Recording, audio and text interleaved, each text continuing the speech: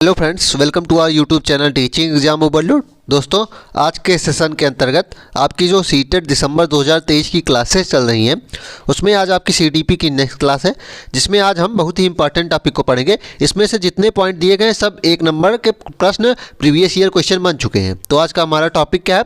समाजीकरण है पहला टॉपिक। उसके बाद हम क्या पढ़ेंगे? जेंडर बायस पढ़ेंगे और जेंडर स्टीरियोटाइप पढ़ेंगे। तो तीनों टॉपिक जो है बहुत ज़्यादा इंपॉर्टेंट है। चलिए फिर सेशन को शुरू करने से पहले हमारी एक रिक्वेस्ट है कि हमारे चैनल को लाइक करें, सब्सक्राइब करें तथा ज़्यादा से ज़्यादा शेयर करें। चलिए फिर बिना किसी देरी के शुरू करते हैं। इसमें है पहला पॉइंट, समाजीकरण क्या होता है। यह एक ऐसी प्रक्रिया है जिसमें मानव समाज द्वारा सीखता है। तो समाजीकरण क्या होता है कि हम जो समाज द्वारा जो कुछ भी चीज़ें सीखते हैं वह समाजीकरण के अंतर्गत आती हैं और यह पूरे जीवन तक निरंतर चलती रहती है। जो समाजीकरण होती है या जीवन भर निरंतर चलती रहती है, अर्थात जो व्यक्ति होता है वह हर समय किसी न किसी चीज़ को समाज से सीखता ही रहता है। यह एक कॉम्प्लेक्स प्रोसेस है, मतलब यह एक जटिल प्रक्रिया है जो प्रत्यक्ष और अप्रत्यक्ष दोनों रूप से होती है। तो इसमें क्या होता है, जो समाजीकरण होती है वह प्रत्यक्ष रूप से भी होती है और प्रत्यक्ष रूप से भी, मतलब जो हमें पता नहीं होता कि समाजीकरण हो रहा है लेकिन होता रहता है। तो इसमें इंपॉर्टेंट पॉइंट क्या है? समाजीकरण होता क्या है? जो हम समाज द्वारा विभिन्न चीज़ें सीखते हैं वह समाजीकरण कहलाता है। यह जीवन भर चलने वाली निरंतर प्रक्रिया है और यह जटिल प्रक्रिया है जो प्रत्यक्ष और अप्रत्यक्ष दोनों रूप से होती है। आगे देखते हैं समाजीकरण इकाइयों के प्रकार, टाइप्स ऑफ सोशलाइजेशन एजेंट देख लेते हैं। जो समाजीकरण इकाइयाँ होती हैं उनके प्रकार देखते हैं। बच्चे के समाजीकरण के मुख्यतः दो तरह की एजेंसियाँ काम करती हैं। तो बच्चे के जो समाजीकरण करने में जो मदद करती हैं उन्हें क्या कहा जाता है? समाजीकरण एजेंसीज़ या फिर सोशलाइजेशन एजेंट्स। बच्चे के जो समाजीकरण करने में मदद करती हैं, जिनमें से पहली है सक्रिय एजेंसी। पहली क्या है? Active agency of socialisation.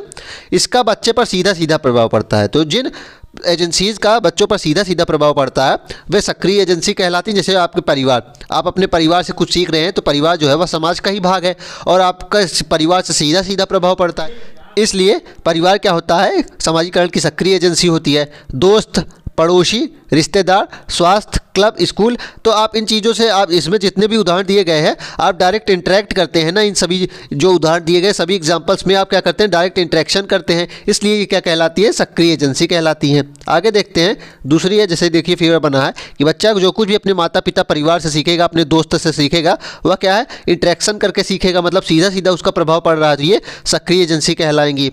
आगे देखते हैं निष्क्रिय एजेंसी क्या होती है। पैसिव एजेंसीज इंग्लिश में कहते हैं। इसका बच्चे पर सीधा सीधा प्रभाव नहीं पड़ता। तो पैसिव एजेंसी क्या होती है कि बच्चे पर डायरेक्ट प्रभाव नहीं पड़ता है।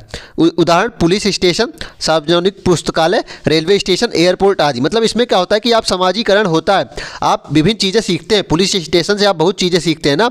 जो सार्वजनिक पुस्तकालय होती हैं, आप कोई अच्छी बुक पढ़ेंगे, अच्छी चीज़ सीखेंगे तो आप कुछ सीख तो रहे हैं लेकिन डायरेक्ट इंटरेक्शन करके नहीं सीख रहे हैं, वार्तालाप करके तो सीख नहीं रहे हैं ना, अंतःक्रिया करके। तो इसलिए निष्क्रिय एजेंसी कहलाएंगी। रेलवे स्टेशन पे आप कुछ ना कुछ जरूर हर जगह से कुछ ना कुछ जो चीज़ें सीखते हैं लेकिन डायरेक्ट इंटरेक्शन करके नहीं सीखते। जैसे कि आप रेलवे स्टेशन में पीएनआर नंबर क्या होता है इसके बारे में जानकारी प्राप्त करेंगे, तो समाजीकरण का ही तो एक भाग होगा। आप समाज में विभिन्न लोगों से मिलेंगे तो समाजीकरण ही तो होगा, लेकिन आप डायरेक्ट इंटरेक्शन इसमें नहीं करते। एयरपोर्ट आदि, तो ये क्या हो जाएंगे?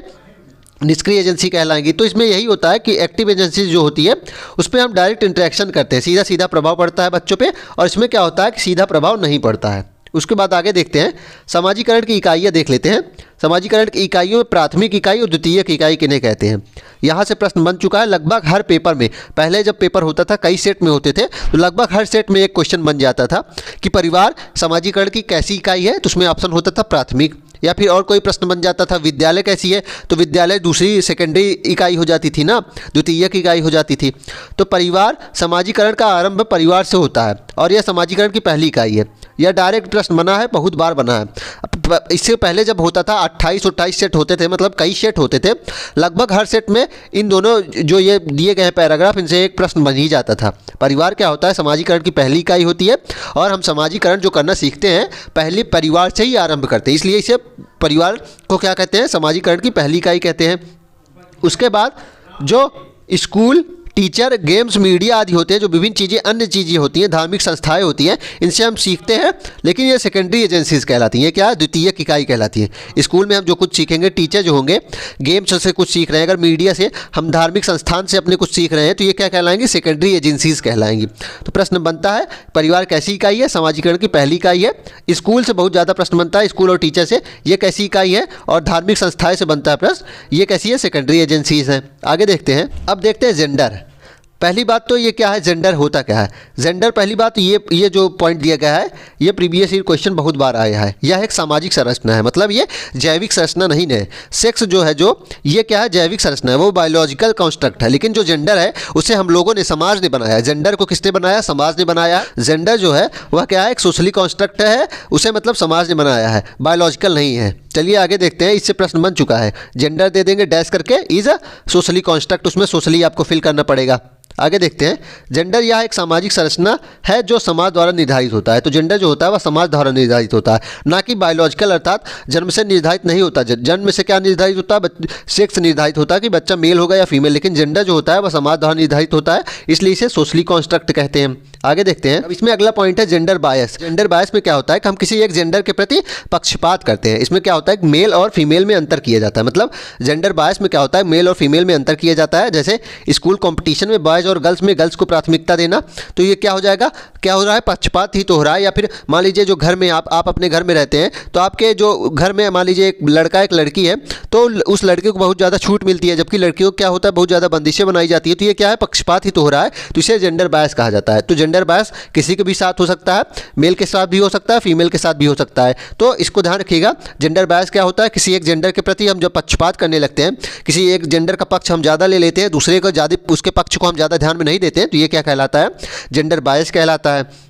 देख लीजिए जेंडर बायस को उदाहरण दिया गया है। इसमें क्या करेंगे, आप मान लीजिए आपके एक बेटा एक बेटी है, तो आप अपने बेटे को बहुत ज़्यादा छूट दे दीजिए, उसको बाइक दे दीजिए, उसको जो स्मार्टफोन दे दीजिए, लेकिन उसी और आपकी जो बेटी है उसको आप घर से बाहर भी नहीं निकलने दीजिए। तो ये क्या हो जाएगा? जेंडर क्या हो जाएगा? जेंडर बायस हो जाएगा, आप पक्षपात कर रहे हैं। तो ये है जेंडर बायस। एक टीचर को हमेशा दोनों को बराबर मानना चाहिए। तो इसमें क्या दिया गया है, जेंडर बायस हमें कभी नहीं करना चाहिए, निगेटिव वर्ड है।